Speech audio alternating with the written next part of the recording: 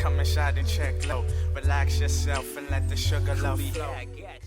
Hey guys, welcome to the Commander Lounge, and today I got more spoilers for you from Oath of the Gatewatch. So yeah, let's get into it. The first spoiler of today, we have Linvilla The Preserver. She's 6 mana for a 5/5 flying angel, and when Linvilla The Preserver enters the battlefield, if an opponent has more life than you, you gain 5 life. And then when Linvilla enters the battlefield, if an opponent controls more creatures than you, put a 3/3 white angel creature token with flying onto the battlefield. Yes, Linvilla is back, and she's not as oppressive, which is nice to see. Do I feel like she's a little underpowered? Yeah, but that's not anything wrong. Like 5/5 flying is usually good as a commander by itself. You just, make a white equipment deck. I mean, it's so great. I think Linvilla would be fantastic in an equipment deck.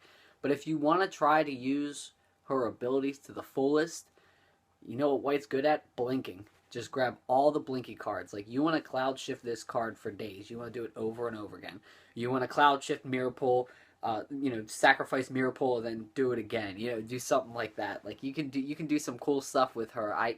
I think if you go just the straight, blinking strategy, I don't think that's the best strategy. I think it's all right. But I really think that she's just a really good general to Voltron, and you could kind of have the Voltron equipment slash blink kind of strategy. You can put a couple blinks in it just so you can keep like gaining life back and stuff like that. So I really like her. She's definitely general material. She can also be, if you're utilizing blinking in a life gain strategy. Well, actually, I don't even know if I like her in a life gain strategy because an opponent has to have more life than you. So I don't really like that because usually in life gain you're always ahead in life. But yeah, I honestly think the best spot for her, she can be the general, but you want to make like an equipment theme probably, or you can just have fun. I think competitive is equipment, casual blinks, just blinks for days. I really like her. So our next spoiler is actually not a legendary creature, but it's very important for commander decks because usually you want to run at least one manland, and we finally got a Boros manland to spoil, and that is Needle Spires. Needle Spires enters the battlefield tapped, that's fine. Taps for Boros colors, awesome. You pay Boros colors in 2 colorless. Needle Spires becomes a 2/1 red and white elemental creature with double strike until end of turn. This is exactly what, Boros is usually really underpowered when it comes to just playing Commander in general, just because it's red's not usually the strongest color in Commander. Usually red wants to be really fast, and it's tough to do in a multiplayer, 40 life, kind of atmosphere.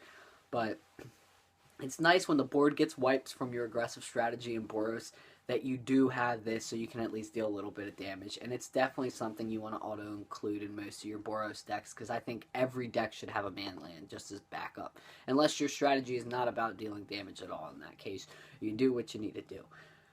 But I love the art of it. It looks like a sliver is coming out of the land, to be honest. It looks so cool. I mean, I know it's an elemental, but it just looks like a sliver. It's great art, great card. Thank you for doing the enemy manlands. And yeah, let's go on to our last spoiler, and this is one I actually called. I knew this was gonna happen. And we have General Tawdry. He is 1 white and 4 colorless for a 3/4. When General Tawdry, he's a human ally. That's important. When General Tawdry enters the battlefield, you may search your library for an ally creature card, reveal it, put it into your hand, then shuffle your library. You can pay 5 colors, which this is the most important part. Pay 5 colors. Ally creatures you control get +X until end of turn, where X is the number of colors among those creatures. That is awesome. I called this. I knew this was happening. I told people when the last set came out that I'm just like, with all these allies, it would be messed up for them not to make a 5-color ally for Commander. And this, don't be mistaken by the white card. It's a 5-color general, and it is the 5-color general that I think tribal fans have been craving.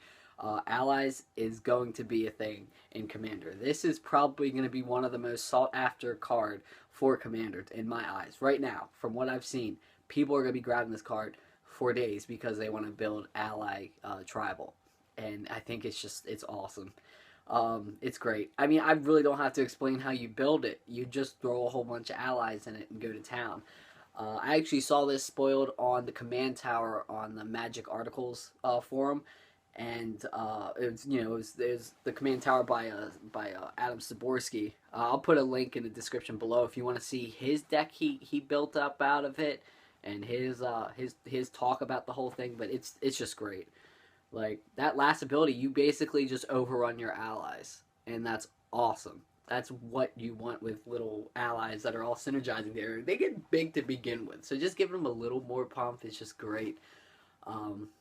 So yeah, those are my spoilers for today. What do you guys think of it? Did I miss anything that I've spoiled? What do you guys think the strategy should be? If you think I misread what kind of strategy should be built, just let me know what you guys think of these cards that I spoiled today.